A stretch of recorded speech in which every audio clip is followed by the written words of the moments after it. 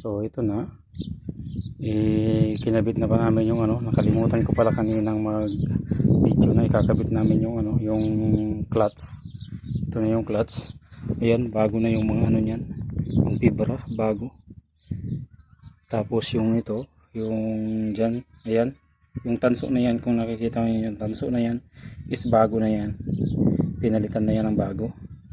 Kasi yung dati niyan ay kinain na. Hindi kasi naglo-lubricate, walang grasa na pumapasok dyan. So kailangan niya ng grasa. Yan, tanso na yan. Tanso dito sa baba, saka yung tanso doon. So ayan, yan ang pinaka-clutch niya, yung fibra na yan. Yan ang pinaka-clutch. So ayan na, okay na, nakikabit na. So pag ini-engage to, ito, ayan o. Nakikita nyo maggalaw-galaw, yan siya. Ididiin to ng ganon. Tigas, ayan, lumagapak. So ibig sabihin naka-engage yan. Ayan, naka-press siya doon. Ngayon, i-release yan. Ayan,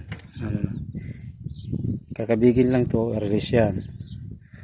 So pag in-engage yan, ito, iikot na itong diretso. Itong propeller na yan hanggang sa dyan sa water pump. So yan siya. So mamaya ititesting namin yan para matesting kung okay nga ba talaga yung pagkakabit ng clutch. Papandarin namin yan, papandarin namin ito mamaya. Ayan siya.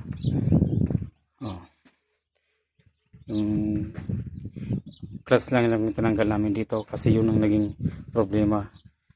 So dati ang yung nagbabantay dito, namamatay daw tong makina. So tinignan muna namin, chinik muna namin, clutch ang naging problema, kaya nag-low power kasi bababa daw yung RPM tapos tataas, bababa tataas yung RPM niya. So ito, dito makikita naman yan mamaya pag so yan na. So mamaya testing pag paandar, i-videoan ko ulit siya. Ayan.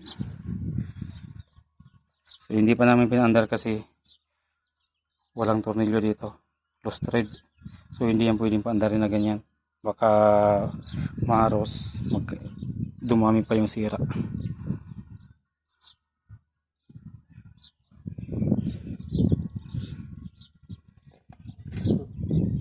So ito, sige mga lods, salamat sa panonood, salamat sa inyong suporta sa aking munting mga video. Ingat kayo lagi, God bless.